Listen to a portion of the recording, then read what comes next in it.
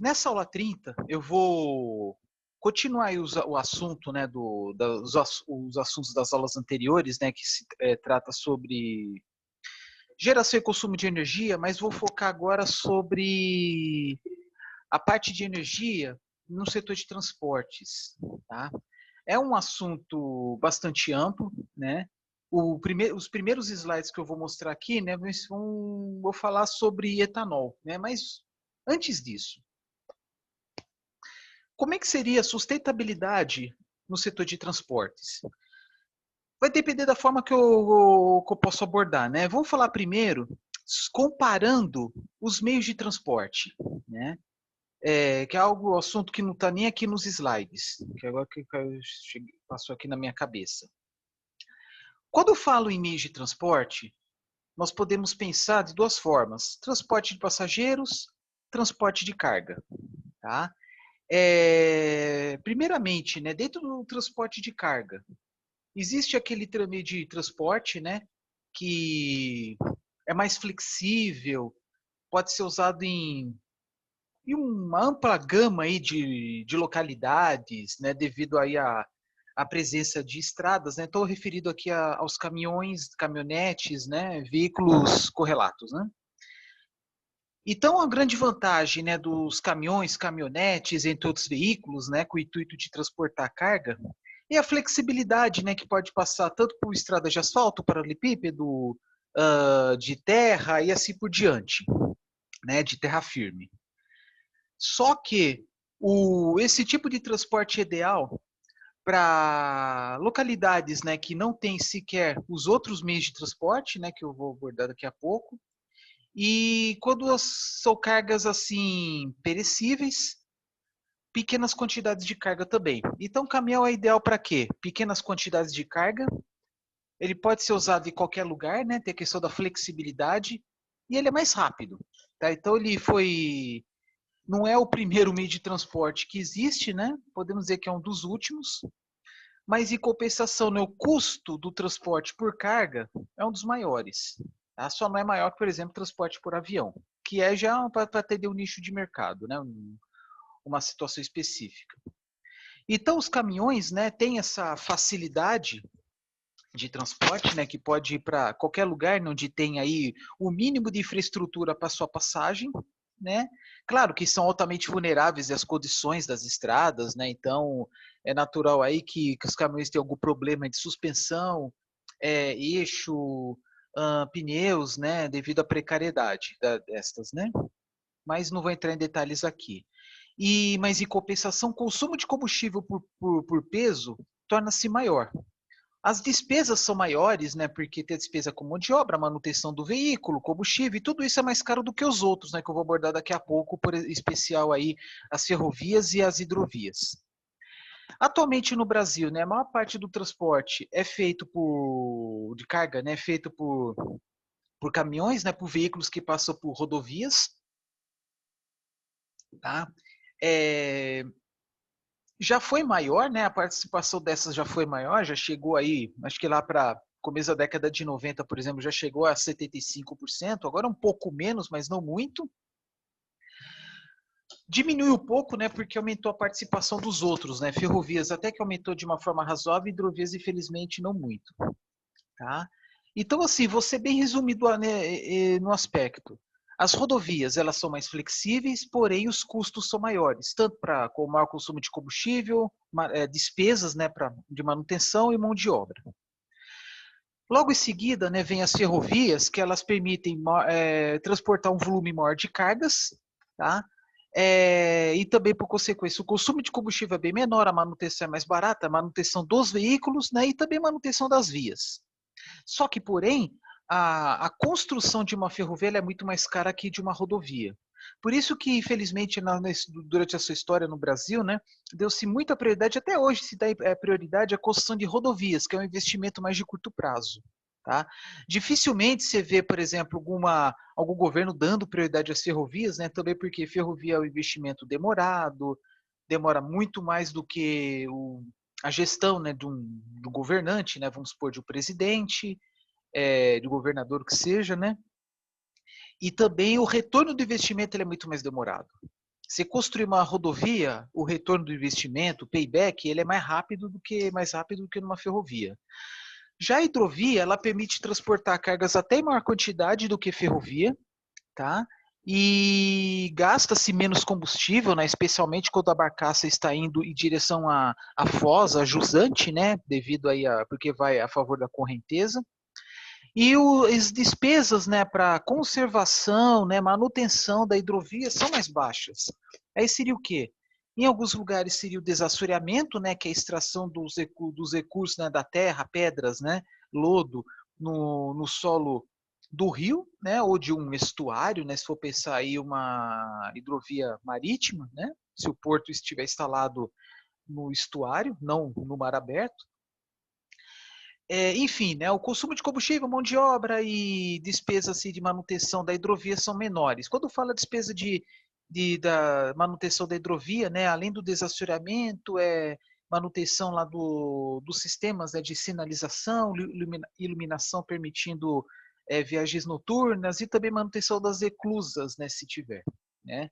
Que em alguns casos, né, a maior despesa, né, numa hidrovia são as eclusas, mas muitas vezes as eclusas são instaladas durante a construção de uma hidrelétrica, por meio da que constrói, né, são as concessionárias de geração de energia hidrelétrica, né, então está lá no contrato, em muitos casos, né, a obrigatoriedade da construção dessas, né.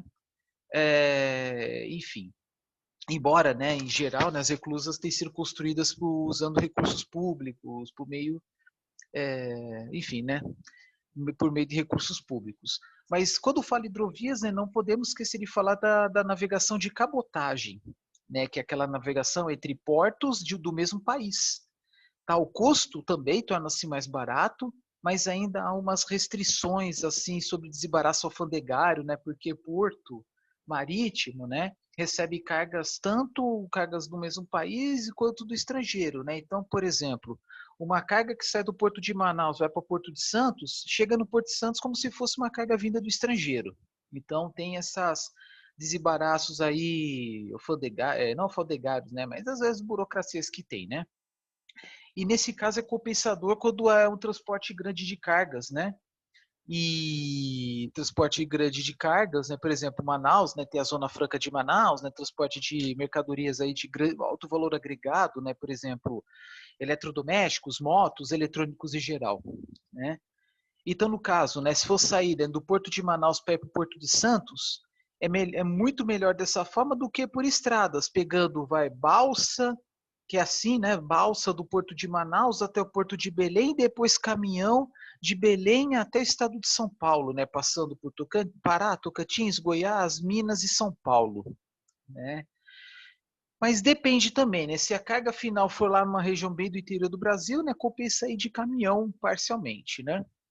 Mas é isso que eu queria falar, por exemplo, do transporte de cargas, né? E outra coisa também, né, que eu falei no começo, é compensador transportar produtos perecíveis por caminhão, tá? Mesmo que muitas vezes, né, no caminhão, né, um balança mais, né, uma agitação maior, né, tornando os produtos mais vulneráveis. Carga perecível tem que ser conduzido de uma forma mais rápida possível.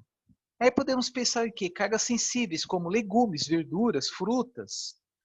Que mais? Produtos, né, que estão em ambientes refrigerados. Né? Tudo bem que existem três que transportam reefers, que são contêineres refrigerados, por exemplo, transporte de carne para exportação, pode ser transportado por ferrovia, embora a grande maioria das carnes sejam transportadas por rodovias, né, devido a um número insuficiente de ferrovias adequadas para tal. No Brasil é assim, infelizmente. Mas existem algumas poucas iniciativas, né, de transporte de carga congelada ou carga resfriada por trens, mas a uma parte é por rodovias. Além do fato, né, de qualquer lugar, né, do Brasil tem estrada, já ferrovia é algo mais restrito. E, bom, antigamente, no passado, né, a participação das ferrovias era muito maior, tanto de cargas quanto de passageiros, né, mas era uma época, até década de 40, década de 50, onde as rodovias não eram tão difundidas, né? Mas, enfim, e aí sobre cargas é isso, né? Prestar muita atenção em se o carga é perecível ou não. Se for pensar, por exemplo, minérios, cargas industrializadas, né? Por exemplo, aço, alumínio, grãos, fertilizantes, lenha, carvão vegetal, aí pode pensar muito bem em transportar ele por rodovias, né? Onde ele estiver, se ele estiver. Mas atualmente no Brasil, em torno de, se não me engano, 60% a 65% da carga é transportada por rodovias, 25% por ferrovias, aí em torno de, acho que 10% hidrovias. Aí tem a parte por dutovias, que são petróleo cru, derivados de petróleo, gás natural. E tem até exemplos de dutos que transportam minério. Minério de ferro, de Minas a Rio de Janeiro, de Minas a Espírito Santo. Tem transporte por duto, só que é minério de ferro com água, né, para facilitar o escoamento. Tá? Tudo isso para diminuir os custos de transporte de um produto que é de baixo valor agregado e é transportado em grandes volumes. Então, até descobrir a dutovia de minério, mineroduto, algo até mais barato do que uma ferrovia, provavelmente. Né? E, assim, e também, né, aviões, né, que transportam cargas assim, perecíveis a longas distâncias, né, até uns dos vídeos anteriores eu falei, do transporte de frutas que tem, por exemplo, entre o Vale do Rio São Francisco e a Europa, transporte de manga, mamão, talvez melão, uva, né, que é produto que estraga rápido. E até mesmo, né, por exemplo, transporte de vacinas, vamos supor, né, por exemplo, Brasil importando vacina, aí traz de avião, que é mais conveniente. Também porque ter vacinas, por exemplo, são produtos muito vulneráveis, né, onde não pode ter grandes flutuações de temperatura. Frutas também não, né? Só que não tem, enfim, né? Esses produtos, né? Quando despachados em avião, eles saem da câmara frigorífica, vão direto para o avião e já vão direto para decolar, para ter uma menor variação possível de temperatura, tá? Porque não tem como instalar um sistema de refrigeração no avião porque fica muito pesado. Bom, sobrecarga, né, basicamente é isso que eu ia falar para vocês, né? Quando fala em sustentabilidade ligada a transportes de carga, é isso. É pensando em menor consumo de combustível e, por consequência, poluir menos, tá? Menor consumo de combustível e poluir menos. E aí, como pode ser feito? Investimentos e melhoramento dos transportes, né? Melhorar as estradas, colocar estrada de pista dupla, mais retas possível, com menos curvas, menos buracos, tal. Por quê? Estradas com piores condições, né? O tempo gasto é maior, o consumo de combustível é maior, porque tem frear, acelerar, né? E também o desgaste dos veículos é maior, necessitando aí maior troca de equipamentos, né? Que pneus, amortecedores, molas, equipamentos diversos, né? Para manutenção dos veículos, tá bom? Mesma coisa as ferrovias, né? Ferrovias assim que permitam aí velocidades maiores, tá? Hidrovias, o resto tudo a mesma coisa. E não é, e assim, quando se fala, né, em quantidade de carga transportada, é o que? É o produto da carga vezes o deslocamento, né? Tem até uma unidade chamada TKU, tonelada quilômetro útil. O quanto de carga foi transportada multiplicado pelo deslocamento. Aí chega na casa dos bilhões, por exemplo, né? Quando fala em transporte de passageiros, não é muito diferente, tá? No Brasil aí, eu acho que mais de 90% das pessoas são transportadas por rodovias, né? Carros leves, motos, carros particulares, né? E ônibus, tá? E aí também dá para fazer o cálculo, né? Pessoas multiplicado pela quilometragem. Né? Mas se for pensar apenas em pessoas, a grande maioria são transportados por rodovias. Há 50, 60 anos atrás era um número um pouco diferente, né? Onde a maior parte das pessoas, não vou dizer a maior parte, mas muitos eram transportados, viajavam de trem, né? Pelo interior do Brasil. Não se fala, com raras exceções, né, em transporte por passageiros por hidrovias apenas na Amazônia, né, em locais onde há ausência total das rodovias.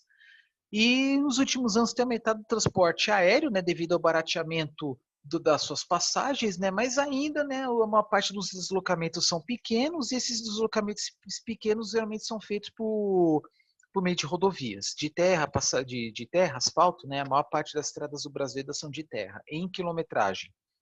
Agora, em volume de passageiros, uma parte vai, na sua grande maioria, por asfalto, né?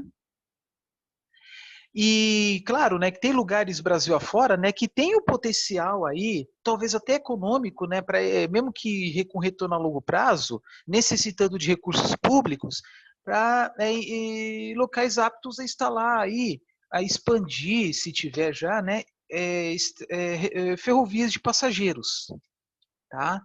Então, tem lugares onde há uma certa viabilidade econômica, né, mas aí o investimento seria a longo prazo, como, por exemplo, entre as principais cidades do estado de São Paulo, principais cidades do estado do Rio, Paraná, os 3 estados do Sul, São Paulo, Rio, Minas Gerais, com certeza. Visto que existem aí apenas 2 ferrovias, né, a longa distância no Brasil para passageiros, que é uma entre Belo Horizonte e, não sei se é Vitória, uma cidade lá próxima, né? E acho que é Colatina, não tenho certeza, e uma que sai da região de Carajás vai até São Luís, capital do Maranhão, né? E embora tenha, né, várias ferrovias de trechos curtos, mas é mais voltado para turismo. Maria Fumaça, trechos de 10 quilômetros, enfim, né, para passeio. Mas agora, assim, para transporte mesmo, né, para substituir os ônibus, são apenas esses 2 exemplos que eu falei para vocês. E a grande vantagem de investir em ferrovias de passageiros é a mesma para carga. O consumo de combustível é menor, as despesas são menores, tá? E de avião, né, a vantagem, a flexibilidade, o tempo, né, que o avião possibilitou, né, desenvolvimento de negócios que não tinham antes, né? Imagina, antigamente o brasileiro para ir para a Europa demorava 3 semanas para chegar em Lisboa, por exemplo, em Portugal, de avião, né? Desculpa, navio. Em avião é rápido. São Paulo a Lisboa é, sei lá, 10, 11, umas 11 horas, né? E isso estimulou o turismo, inclusive. Tá? Inclusive turismo assim para ficar 1, 2 semanas fora. Só que o avião, né, ele consome mais combustível, né? Porque se consome mais, por exemplo, na decolagem, né? Para garantir, né, a sustentação antes de alcançar a velocidade de cruzeiro lá em cima, né? Então consome muito combustível. Então, se procurar, se vocês procurarem, vocês vão descobrir que a quantidade de combustível por passageiro transportado é muito maior no de avião. Mesmo se fizer o cálculo por quilômetro deslocado, ainda vê esse avião. Embora os maiores avanços tecnológicos temos verificado nos aviões, como assim, maiores avanços tecnológicos, maior economia, né? Os aviões, digamos, a queda do consumo de combustível por parte dos aviões tem sido bem maior, bem mais rápido do que do caminhão, do carro, do trem, enfim, né? Estão pesquisando cada vez mais, né, turbinas mais eficientes para aviões, enfim. E esses avanços tecnológicos, na minha opinião, não têm sido tão observados nos carros, nos caminhões, enfim. Embora em motores de combustão interna também nos últimos anos tenha registrado aí queda do consumo de combustível, isto é, um aumento da eficiência. Pelo menos isso, mas a taxa assim de crescimento da eficiência energética em turbinas aeronáuticas, também chamadas de aeroderivativas, tem sido muito maior, bem mais rápido. Mas, enfim, apenas um detalhe. Então, quando eu falo sustentabilidade, seria isso, né? É inevitável, qualquer meio de transporte polui, tem combustão dos combustíveis, né? No caso dos aviões a jato, é querosene de aviação, nos veículos pesados, né? De locomotivas, caminhões, é óleo diesel, a gasolina em veículos leves, motos, também a gasolina, ou também etanol, inevitável. Vai queimar combustível, vai gerar gás contendo dióxido de carbono, monóxido de carbono, vapor de água, hidrocarbonetos, os mais diversos, material particulado, mas felizmente esses números têm caído consideravelmente. E eu mostrei nos últimos vídeos aí, não os últimos, né, mas alguns vídeos atrás, quando falamos sobre poluição, né, que houve uma queda aí considerável de emissões, mesmo com o aumento do número de veículos, essas emissões têm diminuído. Por exemplo, né, falo muito, né, que os aviões são responsáveis por 3% da poluição do planeta, até perspectiva de aumentar até para 10%, né? Mas observamos, né, que as outras fontes também têm caído aí, né, tem passado, né, por essa diminuição das emissões, né? Não apenas o setor de transportes, mas também as indústrias e também as usinas geradoras de energia elétrica, tá bom? Só deve me preocupar com mudanças do uso da terra, né? Especialmente queimadas. Só que assim, até chegar esse assunto aqui que eu vou falar agora, né, que é o etanol, que é um combustível para veículo leve, eu tenho que falar rapidamente sobre como tudo começou. Produz cana-de-açúcar no Brasil desde o século XVI para a produção de açúcar voltado ao mercado externo. E tem sido assim até pelo menos começo do século XX. Só que às vezes, né, os usineiros têm passado por dificuldades que é decorrente à variação, à flutuação dos preços do açúcar no mercado mundial, porque desde há muito tempo, né, que ele é cotado em bolsas de valores aí. E muitas vezes bolsas de valores estrangeiras como a de Londres, por exemplo.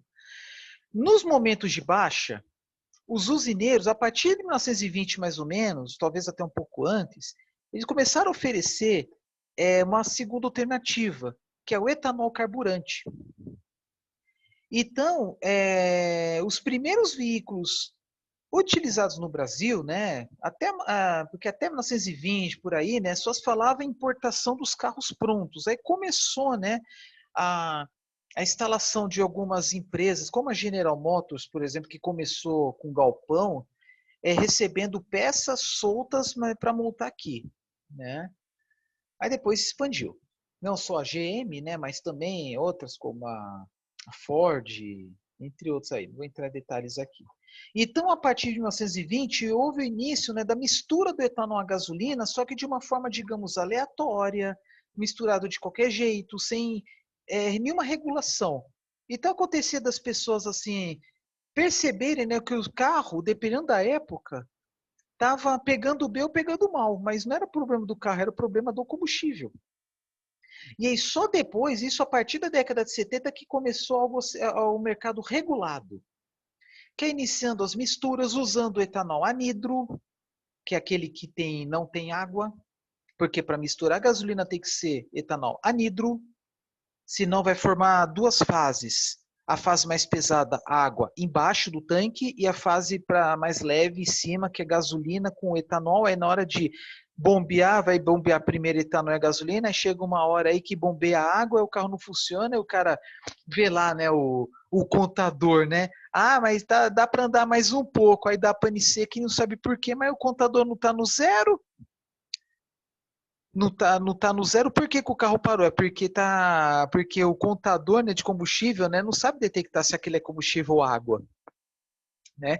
Por isso a importância de evitar, né, qualquer posto ter aquela problemática acerca da adulteração dos combustíveis, quando você, de novo, quando misturar etanol a gasolina tem que ser etanol anidro, mas se você quiser consumir encher o tanque de etanol, né, ainda chamado popularmente de álcool, aí sim pode usar o etanol hidratado. Porque etanol com até 7% de água, com etanol hidratado, o motor queima bem. Mas o problema é quando a quantidade de água é muito grande. Como no caso lá, né? Quer dizer, muito grande dependendo da ocasião, né? Se colocar etanol hidratado na gasolina, aí dá problema, esse problema que eu falei para vocês.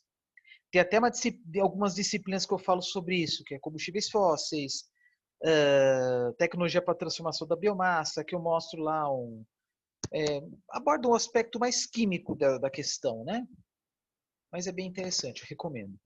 Não é porque sou eu, né? Mas enfim, não é porque eu sou professor, mas é assim. Então, a partir da década de 70, iniciou a regulação acerca, né, da qualidade dos combustíveis, né, devido à presença do etanol na gasolina. Aí chegou a partir de 1979, 1980, que surgiram os primeiros carros movidos apenas a etanol, como o primeiro modelo o primeiro carro foi um Fiat 147, que é um carrinho pequeno para quem não sabe. Aí começou a aumentar o consumo do etanol, e foi mais ou menos nessa época, né, do aumento do consumo do etanol que aumentou a produção também, obviamente, né? Então aumentou o número de usinas, as usinas mais antigas elas foram modernizadas, né, visando aí o aumento da produção. Então até na década de 60 falava aí em algumas poucas centenas de milhões de litros de etanol. Aí chegou lá para o começo da década de 80, até 85 já se falava em algo como 10, 15 bilhões. Estamos em 2020, agora estão falando de 35 bilhões de litros de etanol, né? Sendo que uns 2 bilhões já são etanol proveniente do milho, por usinas que começaram a ser construídas lá para 2016, 2017 no estado do Mato Grosso, usando milho.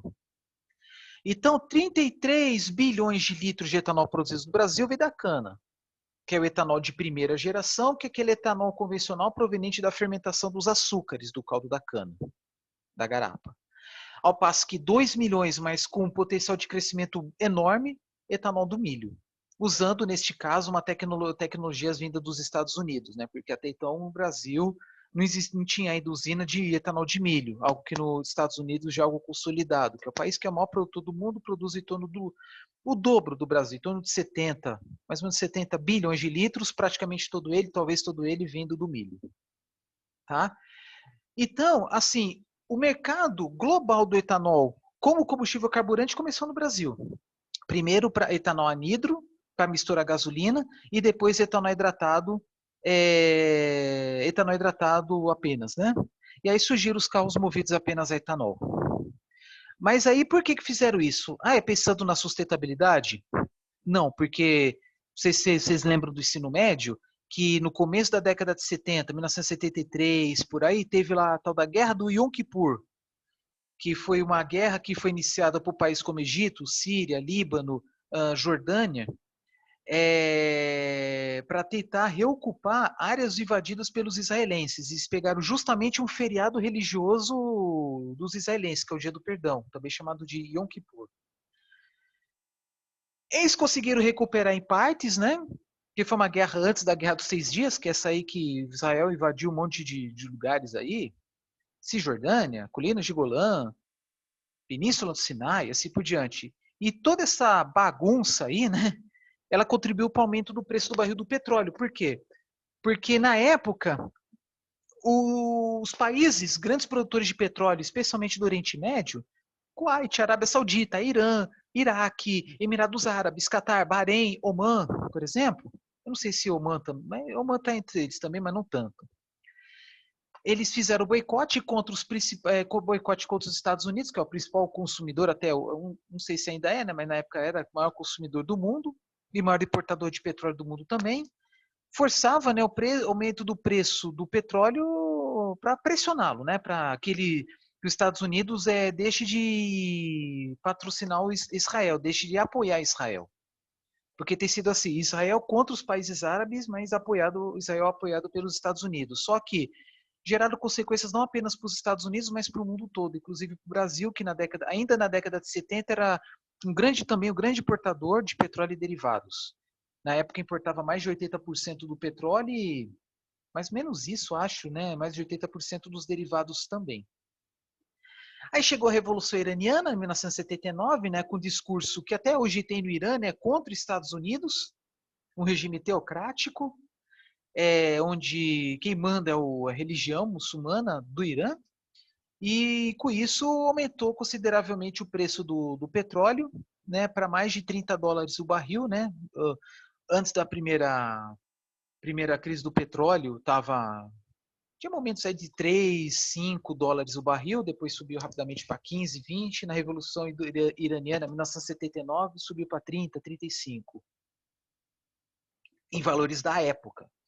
Porque aí, né, tem a correção, né, da inflação, né, com certeza hoje talvez seria o dobro, mais que o dobro em dólares.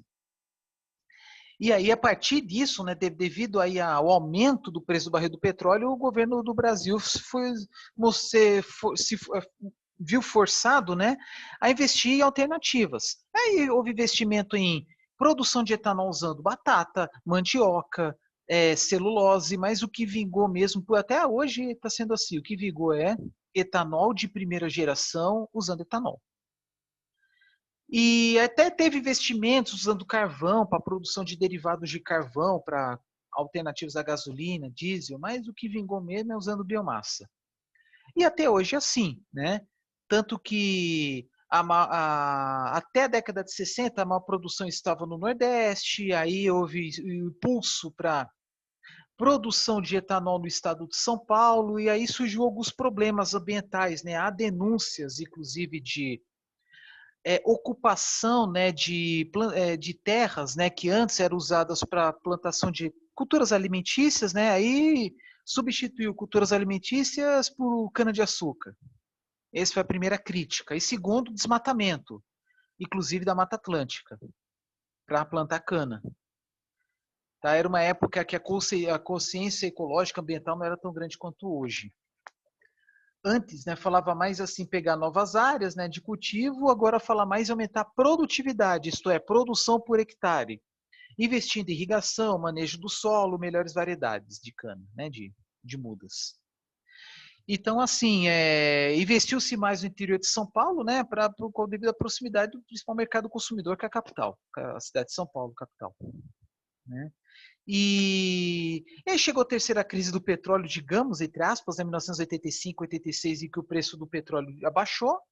E também, aí o que aconteceu como consequência? O preço da gasolina baixou e os usineiros, né, viram, né, que o preço do açúcar estava subindo, deram prioridade ao açúcar em detrimento ao etanol. Muita gente já tinha o carro apenas a etanol, ficou na mão. Por que ficou na mão? Porque os carros movidos apenas a etanol não pode pôr gasolina.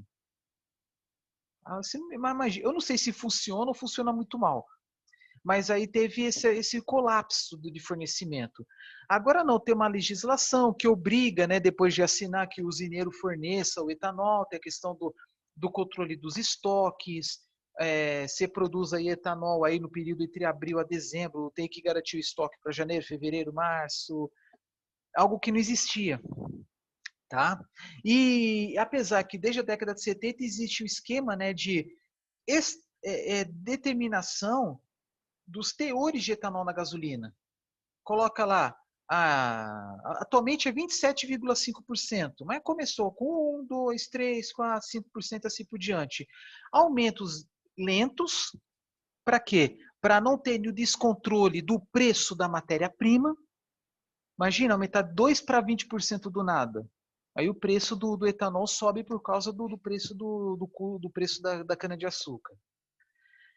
E também, e com isso, né, se tivesse um aumento rápido do teor, forçaria o aumento da construção das usinas e aumentaria o preço dos equipamentos, né, que é moendas, caldeiras, colheitadeiras, então tudo isso ia ficar mais caro. Por isso tem que tomar muito cuidado quando desenvolve uma atividade produtiva, não desenvolver uma atividade produtiva subitamente. Porque quando o desenvolvimento econômico ocorre, o crescimento do PIB ocorre a uma taxa assim de acima de 10%, por exemplo, o setor produtivo não consegue acompanhar, especialmente as indústrias. E aí acontece que nem está acontecendo com Angola, que devido à produção de petróleo, o PIB nos últimos anos teria tido aí aumentos aí de 10, 15% ao ano, tanto que Luanda, que é a capital de Angola, ela é a cidade mais cara do mundo para estrangeiros. Por quê? Porque até produtos triviais, produtos que aqui são baratos, lá são caríssimos. Tá? Tudo bem que, de certa forma, né, isso pode ser reposto por importação, mas aí é uma situação que importa até coisas pequenas, vai, por exemplo, algumas roupas baratas, né? Enfim. Então, algo que deve tomar muito cuidado, inclusive com a produção de biodiesel. Né? Atualmente, 12% do biodiesel, atualmente 12% do diesel mineral é composto por biodiesel, vendido nos postos, que é óleo diesel tipo B. E aí, se aumentasse para 10, 20, 10 15, 20% do nada, o preço da matéria-prima ia subir, também porque o óleo de soja, que é a principal matéria-prima, ela é usada para outras coisas também. Alimentos, tem lá a indústria oleoquímica, que dela você consegue extrair até o antioxidante para os alimentos, que é o tocoferol, mais conhecido como vitamina E, e assim vai. Por isso tem que ter um crescimento lento, mas crescimento, embora lento. E também porque os veículos não conseguem acompanhar. O brasileiro demora, em média, né, para comprar um carro novo. Então, o tempo que dura, né, o carro na mão de um brasileiro é grande. Caminhão, então, nem se fala. Então, tem caminhão de mais de 40 anos. Há 40 anos atrás não se falava de biodiesel. Então, à medida que vão aparecendo novos modelos de veículos, em geral, no mercado, os motores eles sofrem adaptações de acordo com as características dos combustíveis disponíveis no mercado. Tá? Então, por isso que não é bom mudar de uma hora para outra a composição dos combustíveis. Então, atualmente, o Brasil possui aí a maior porcentagem, né, do mundo de etanol na gasolina, 27,5%, seguido pelo Paraguai, que é 25%. Mas ele pode aumentar, é que 27,5% é um número que tem estabilizado há muito tempo. Pode aumentar, pensando na sustentabilidade, por exemplo, geração de empregos, né, porque hoje, atualmente, desde 2016, 2017, que o Brasil importa gasolina, pensando na sustentabilidade, geração de empregos, renda, impostos, etc. Desenvolvimento de mão de obra, né, qualificada inclusive. E o que mais quer falar? Mas também pode diminuir essa porcentagem. Isso às vezes acontece, diminuir para 25%, para 20%, quando, a pedido principalmente dos usineiros, quando há problemas, há risco de desabastecimento.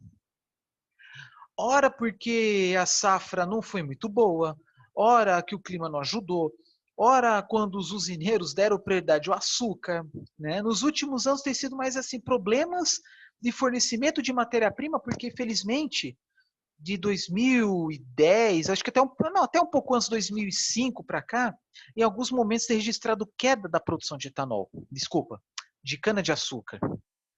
Principalmente quando houve aí a obrigação, né, da colheita mecanizada na região centro-sul. Então, no começo, os fazendeiros não tinham essa habilidade para mexer com uma máquina que é nova, né? Então, acabava colhendo a cana, perdia muita cana, uma perda muito maior do que a colheita manual, né?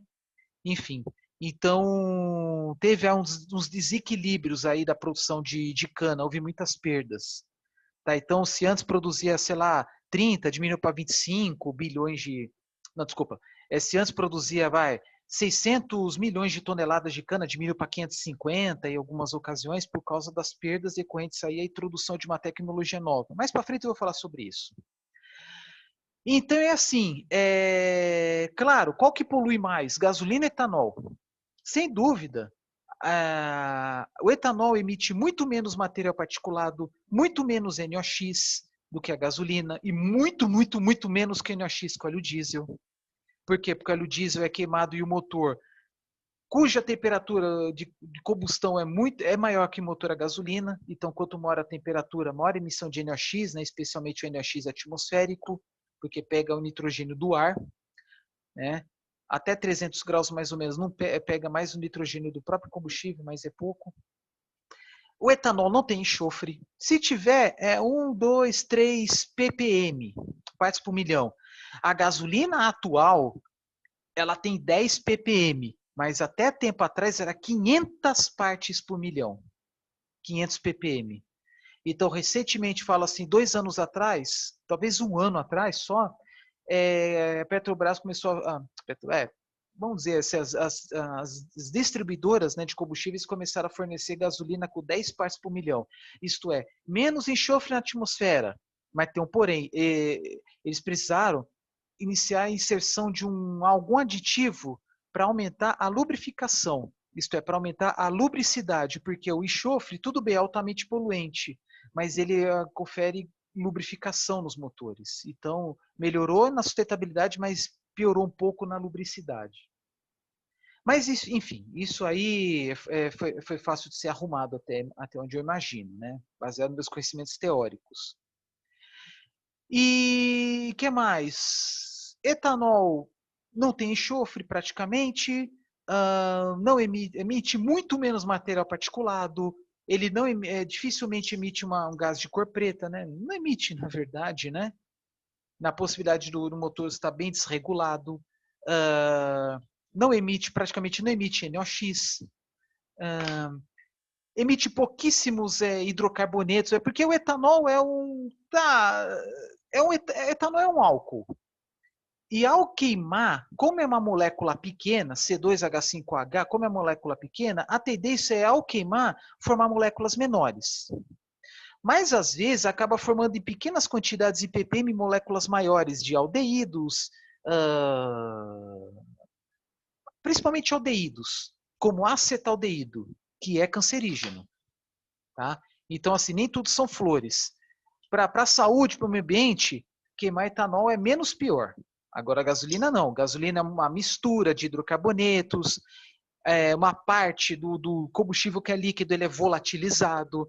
Tanto que quando o frentista vai lá abastecer, ele que vai receber aquele vapor que sai lá do canister, que é a parte onde fica os gases, né, dentro do tanque do carro. Para uma pessoa que vai no posto uma vez por mês, não tem tanto problema. Para o frentista que fica cheirando aquilo toda hora, é mais complicado, né? Tanto que deve receber também adicional de insalubridade. Com óleo diesel não é muito diferente. Então, quando fala assim, a sustentabilidade do etanol, podemos pensar a sustentabilidade durante seu uso. Só que tem um porém, né? O etanol ele rende menos do que a gasolina. Então, existe até um número mágico em que, quando foi lançado os carros flex, lá para 2002, onde permite, né, colocar o etanol a gasolina, falaram em 70%. O que é o 70%? Compensa colocar etanol quando o preço do litro do etanol for menos de 70% do preço da gasolina. Vamos dar um exemplo. Vamos supor que a gasolina custe R$4 o litro. Peraí, R$4, deixa eu fazer os cálculos aqui direito. Tá, beleza. R$4 o litro a gasolina. Se o etanol tiver custando, R$2,80, aí empata, fica elas por elas, né? Porque isso tá certo. Porque 70% de R$4 é R$2,80. Então, se a gasolina estiver custando R$4, o etanol tem que custar menos de R$2,80 para compensar. Por quê? Porque para andar num certo trecho, vamos supor, o carro que anda 600 quilômetros com o tanque cheio de gasolina, vai andar menos com o tanque cheio de etanol. Vai andar, se a gasolina, com gasolina o carro anda 600 quilômetros, com etanol vai andar, sei lá, 420 quilômetros. Aí tem que fazer os cálculos aí, né? Deixa eu ver, 6 vezes 7, uns 420 quilômetros. Eu não vou entrar em detalhes aqui, mas tem também uma disciplina que eu falo sobre isso, chamado combustíveis fósseis, que eu falo sobre as propriedades dos combustíveis e que contribui, né, para um desempenho maior da gasolina, embora haja algumas propriedades que sejam mais benéficas ao etanol. Né? Não vou entrar em detalhes aqui, mas no final das contas, lá para 2002, desculpa, lá para 2002, foi imprevisto aqui, desculpa. Lá para 2002 foi definido 70%, que com certeza é um valor ultrapassado. Por quê? Porque naquela época, 20% da gasolina tinha etanol anidro, agora é 27,5%. Os motores, os carros são diferentes, né? Porque uma coisa é o carro de 2002, modelo 2002, outra coisa é carro modelo 2020. Claro que de lá para cá houve avanços tecnológicos, houve evolução, houve melhoramento dos motores, houve aumento da eficiência. Tá? Então, atualmente não é mais 70. E é possível fazer um cálculo em que, vamos supor, a pessoa tem o carro, enche o tanque várias vezes de gasolina, faz o cálculo. Quantos litros foram usados para quantos quilômetros? E quanto que você gastou? Eu recomendo aí encher o tanque pelo menos umas 4 vezes para ter um número bem bom, desde que você use o carro para os mesmos deslocamentos. Vamos supor, deslocamento prioritariamente urbano. Aí depois de um tempo, você vai encher 4 vezes de novo com etanol. Quantos quilômetros foram rodados, por quantos litros consumidos e quanto que gastou? Nas 4 vezes que encheu o tanque. Aí dá para fazer o cálculo. Aí, a partir daí, é só fazer o cálculo. Vamos supor que você encheu o tanque, né? 4 vezes com gasolina, 4 vezes com etanol. Isto é, o volume consumido tanto por etanol quanto por gasolina foram os mesmos. Aí você deslocou tanto com gasolina, tanto com etanol. Vamos supor que com gasolina você andou 2.000 quilômetros, vamos supor. 2.000 quilômetros. Só que com etanol você andou 1.500, com o mesmo volume. Aí você faz o cálculo, 1.500 dividido por 2.000, vai dar, nesse exemplo, 75%. Isto é, o carro, o número mágico, que antes era 70%, para o teu carro é 75%, que é o número padrão, né? Por exemplo, meu carro é um carro 1.0, ano 2012, 75%. Tem carro que esse número seria 76, 78, 72, 71, 80%. Depende muito porque os motores são muito diferentes entre si. Tá? Aí tem a questão, né? Motor 1.0, motor 1.6, motor 2.0, motor com turbo, motor de 4 cilindros, motor com 3, e assim por diante. Tá? Então, em muitos veículos, atualmente uma média é 75%. É algo que a mídia tem que expor mais. Porque muita gente acaba colocando gasolina em detrimento do etanol porque não sabe desse detalhe. E segundo, porque simplesmente não está acostumado com etanol. Porque muitas vezes, infelizmente, quando fala o aumento do preço da gasolina, do nada também aumenta o preço do etanol. Alguém pode até falar, a lei da oferta e da procura. Eu tenho ressalvas. Que seja a lei da oferta e da procura realmente. Tá? Por isso que, por exemplo, no estado de São Paulo, como também Goiás, Mato Grosso, que são os estados em que a maior parte do tempo, uma parte do ano, compensa colocar etanol. Com raras exceções, se isso acontecer, na entre safra da cana, onde é natural que o etanol seja mais caro em janeiro, fevereiro, março, que entre safra, onde há uma quantidade, disponibilidade menor de etanol. Aí tende a forçar os preços lá um pouquinho para cima. Mas, por exemplo, no estado de São Paulo, Mato Grosso o ano todo, Goiás acho que é uma parte do tempo, compensa colocar etanol. Agora, tem estados, principalmente aqueles da região norte, talvez região nordeste também, Rio Grande do Sul, Santa Catarina, compensa o ano inteiro colocar gasolina. Tá? Os postos só tem etanol por exigência legal, porque todos os postos têm que ter etanol. Ah, mas tem lugares que praticamente não tem procura. Aí é raras exceções. Tá? Quando, por exemplo, carro de locadora tem que entregar o tanque cheio, então o cara devolve o tanque cheio com etanol, que é mais barato. Né?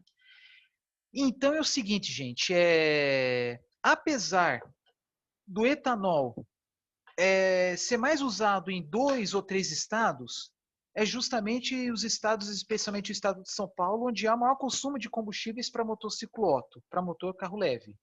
Porque, por exemplo, o estado de São Paulo tem aí, o mercado consumidor, né, de combustíveis para carro leve, só o estado de São Paulo pega uns 30% do mercado brasileiro. 25, 30%. Aí junta, né, Goiás, Mato Grosso, esporadicamente Minas, esporadicamente Paraná, esporadicamente Mato Grosso do Sul, vai dar em torno de 40%. Aí fica em torno de 40% etanol, 60% gasolina, mas tem uma coisa também. Eu falo assim, 40% etanol, tanto anidro quanto hidratado. Talvez até um pouco mais. Já teve uma época que o etanol até chegou a passar na frente da gasolina, lá para 2014, 2015, mas depois a gasolina voltou ao seu protagonismo. Tá? Então, assim, a grande vantagem do etanol, ele polui menos, principalmente nas grandes cidades, onde há um fluxo maior de veículos, né? Então, contribui para diminuir os casos de problemas respiratórios, asma, câncer, bronquite, enfisema, etc. Né? E existe até relatos e estudos que mostram, né, que cidades onde em um determinado momento consumia mais etanol, os casos, né, de internações hospitalares diminuíram, em detrimento do aumento do maior consumo da gasolina. Tá? Infelizmente, né, o Brasil não tem passado por crescimento vertiginoso da produção de etanol, por problemas de financiamento, endividamento das empresas e assim vai. Talvez uma falta de apoio maior, né, do poder público, na minha opinião, podendo, né, produzir até mesmo para exportação, porque muitos países querem comprar etanol do Brasil. Mas por que não compra? Porque não tem o suficiente, porque quase todo o etanol produzido no Brasil é consumido internamente. Às vezes, né, até importa dos Estados Unidos, que é o maior produtor. Tá? E outra coisa, o Brasil talvez é o único, não vou dizer que é o único que no Paraguai tem também, mas é um dos únicos países do mundo onde há a comercialização do etanol, apenas etanol, né, que é etanol hidratado. Estados Unidos, por exemplo, né, não pode vender etanol hidratado que nem o Brasil, né, porque tem épocas que a temperatura vai para níveis abaixo de zero, no inverno especialmente, mas já no outono já isso acontece, acho que até na primavera também, dependendo da região. O que acontece quando o etanol hidratado alcança temperaturas abaixo de zero? Começa a formar cristais que entopem o filtro de combustível. É por isso que a venda de um combustível chamado E85, que é 85% de etanol, 15% de gasolina, só que esse etanol tem que ser anidro, né? Que nem a gasolina que tem aqui no Brasil, né, que é anidro, é o etanol anidro. Então, por que consome o E85? Isso e apenas em alguns postos, porque ao contrário do Brasil, nos Estados Unidos, ele é mais flexível, tem combustíveis que atendem apenas alguns estados. Por exemplo, o 85 só é encontrado em estados onde há uma grande produção de milho, que é mais assim, região centro-norte dos Estados Unidos, divisa com o Canadá, que é uma região grande produtora de milho. E que mais? Vamos falar sobre o mercado brasileiro, global de etanol. Tá. Deixa eu ver uma coisa aqui que eu estou falando, né? Vou fazer o seguinte. Tá, vou falar só mais um pouquinho.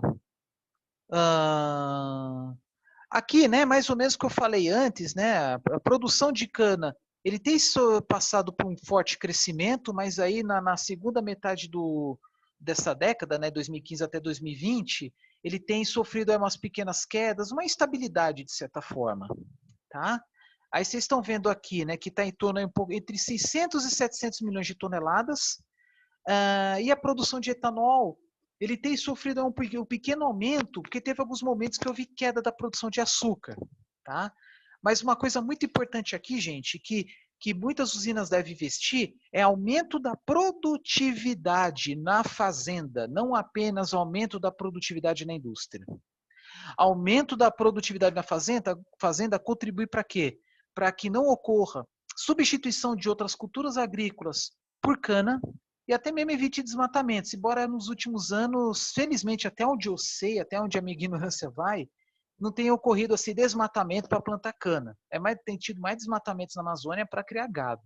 Talvez para plantar soja também, talvez. Então, mesmo, olha só, com a diminuição da área colhida, a produtividade subiu a uma taxa até maior do que a queda da área colhida. Por que diminuiu a área colhida? Substituição por outras culturas. Isso é questão de mercado. Nos últimos anos, por exemplo, né, várias fazendas têm substituído cana por soja, na região de Presidente Prudente, Araçatuba, que até então eram regiões assim, que não era comum plantar soja. Quando fala soja, pense em Paraná, Rio Grande do Sul, Mato Grosso do Sul, Mato Grosso, Goiás, oeste da Bahia, Matopiba, que é Tocantins, Maranhão, Piauí, Bahia, oeste da Bahia, e assim vai. A grande vantagem, uma grande vantagem de substituir a cana por soja ou amendoim temporariamente é porque soja e amendoim tem uma condição ao qual consegue repor nitrogênio no solo, que as raízes possuem bactérias fixadoras de nitrogênio, diminuindo o consumo de fertilizantes nitrogenados, muitas vezes sintéticos. Porque, por exemplo, milho e cana-de-açúcar precisam de fertilizantes nitrogenados, tem que repor nitrogênio no solo. Ao passo que soja e amendoim, eles conseguem fazer o inverso, conseguem recuperar, tá bom? Por meio de bactérias fixadoras de nitrogênio. Nós estamos falando de sustentabilidade, né? Então, os investimentos devem seguir sempre no que os usineiros estão falando, né, de alcançar os 3 dígitos, 100 toneladas por hectare. Tem fazendas que já conseguiram chegar a 100 toneladas por hectare. Institutos de pesquisa já estão desenvolvendo variedades com métodos de manejo adequado, que já alcançaram, inclusive, até 180 toneladas por hectare, mas dizem que consegue chegar ainda a mais de 300, que é mais ou menos 360, 380, que é um limite teórico da cana, que aí já chega lá nos limites da fotossíntese. Isto é, tem muito pano para manga. Mas se no Instituto de Pesquisa consegue a 180, as melhores usinas, as melhores fazendas conseguem a 100, 110, por que A média é apenas 76. É porque tem fazendas, né, que têm índices menores. Mas por quê? Falta capacitação, melhor manejo do solo, tem a questão da mecanização agrícola, que atrapalhou um pouco, né, porque aumentou as perdas, e também falta uma questão de cultura organizacional. Tá? Em vez de manejar de qualquer jeito, tem que ter uma disciplina, aumento da disciplina no manejo do solo, no manejo da cultura. Aí tem pesquisas em cima do controle biológico, não apenas na cana, mas qualquer cultura agrícola. O que é o controle biológico? É substituir os defensivos agrícolas, ou agrotóxicos, né, depende do que você achar melhor, por vespas, por joaninhas, para comer as brocas, né, as larvas, né, que são as principais pragas da cana. Por quê? Porque tem mercados que são mais restritos, que só querem açúcar de cana orgânica, né? Então, como é que faz para aumentar essa produtividade? Melhor manejo do solo, uma melhor gestão da colheita, uma melhor gestão também da semeadura, né, da hora de plantar a cana. Tem até uma característica específica da cana, que a cana é uma cultura semi-perene e que você planta a cana, corta uma, duas, três, quatro. Depois do quinto corte, é bom você substituir a raiz velha pela raiz nova. Tá? O que acontece? Você planta a cana, né? A cana é um rizoma. Dos botões, né, do caule da cana surgem novas canas. Aí você corta. Ano seguinte, corta de novo. Ano seguinte, corta de novo, porque depois de cortar, ela rebrota, né? Vai rebrotando. Chega no quinto ano, recomenda fazer o que chama de reforma do canavial, que é substituir a raiz velha por raiz nova. Por quê? Porque a partir do sexto ano a produção cai. A produtividade cai, melhor dizendo. Tá? Então, tudo isso, pensando em irrigação também, nutrição adequada, consegue chegar a valores maiores. E aí precisa o quê? De menos terra, menores deslocamentos, né? Porque você não precisa de plantar a cana em lugares mais distantes. Você pode plantar a cana em lugar mais perto, mas desde que você produza mais nesse local perto. Então, consome um gasto menor com combustível. Sustentabilidade. Tá? Então, aqui fala-se agora, eu não vou entrar em detalhes aqui, né? Mas fala-se, né, da questão, né, da mecanização, né? Que na região centro-sul do Brasil, quase toda a cana já é mecanizada. No Nordeste, ao contrário. Quase toda a cana é colhida manualmente, porque lá a maior parte da cana é plantada em regiões de serra, de morro, onde a colheita é praticamente impossível. Tá? Que mais? Aí fala em ATR, só de curiosidade, açúcares totais retornáveis. 138, 139 quilos de açúcar por tonelada de cana. Então, em torno de 13, 14% da cana é açúcar. Aquele açúcar que vira açúcar de cozinha, né? Açúcar para comer e vira etanol. Tá bom? Aqui é o aumento da produção. Aí sempre está separado, né? Anidro hidratado. O aumento da produção e, por consequência, do consumo do etanol hidratado ocorre sempre quando compensa colocar etanol no carro. Essa é uma questão puramente mercadológica. Tá? Vou acelerar aqui, né? Aqui eu já falei mais ou menos. Tá? Atualmente, como falei, né, em 2019 já teve produção de 2 bilhões de litros de etanol de milho, usando por meio de 4 usinas full. O que é 4 usinas full? Usina que produz apenas etanol de milho. E 8 Flex, que é uma estrutura que já era usada para plantar, para produzir etanol da cana, mas também agora usa para etanol de milho. Instalou-se algumas máquinas, principalmente usando ela na entre-safra, podendo, né, produzir etanol de milho o ano todo. Mas é mais comum assim, 8, 9 meses usando cana, uns 3, 4 meses usando milho, aproveitando a entre-safra da cana. Tá? A grande desvantagem de usar cana, você colhe e tem que esmagar rapidinho, senão estraga. Milho não, pode guardar por mais tempo. Tá bom? E aí, nos últimos, teve uma época que estava muito feio, né, para o mercado da cana, né, várias usinas fecharam, principalmente usinas mais deficitárias, menores, com uma estrutura mais precária, né, de produção, e só resistiram as usinas na gestão mais eficiente, né, com menos prejuízos. Tá? Eu falo isso por quê? Porque já teve uma época que tinha em torno de 400, 430 mais ou menos, usinas sucroenergéticas no Brasil inteiro. Agora tem esse número aqui, 2019, né? Agora talvez um pouco mais, um pouco menos. Que teve uma época que houve muitos fechamentos, como vocês estão vendo aqui. Tá? Mas é isso. Eu vou parar um pouco, tá? Senão fica muito extenso. Mas eu vou continuar no próximo vídeo, né? Aproveitar e ligar a luz aqui da sala da minha casa.